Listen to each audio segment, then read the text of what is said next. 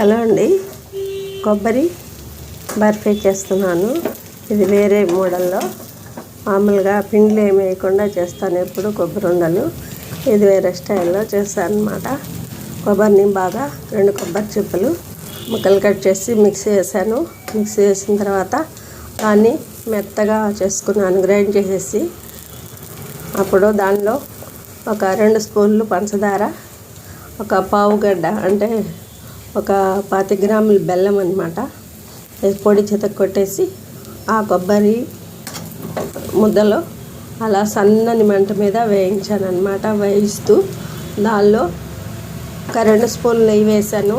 నెయ్యి వేసి ఇట్లా బాండీకి అంటుకోకుండా ఉండేటట్టు 2 స్పూన్లు నెయ్యి వేసి అదే సన్నని మంటలో కొంచెం 3 స్పూన్ల మైదా పిండి వేసుకున్నాను. మైదా కానీ గోధుమ కానీ వేసుకోవచ్చు.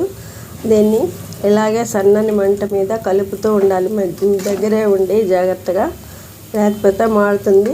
మాడకుండా సన్నని మంట మీద చేస్తూ ఉంటే ఇది చాలా టేస్ట్గా ఉంటుంది. ఈ బర్ఫీలాగా ఇది పిండి ఎప్పుడు కొబ్బరి ఉండలే కాకుండా కొంచెం వేరే మోడల్గా ట్రై చేసి పెడితే పిల్లలు ఇష్టంగా తింటారు. దీనిలో డ్రై ఫ్రూట్స్ కూడా వేసుకుంటే చిన్న చిన్న ముక్కలు కట్ చేసి బాగుంటుంది. నేను తర్వాత వేస్తాను, నేతిలో వేయించి. జీడిపప్పు కిస్మిస్ అవి కూడా ముందుగా ఇట్లా సన్నగా వేయిస్తున్నాను అన్నమాట.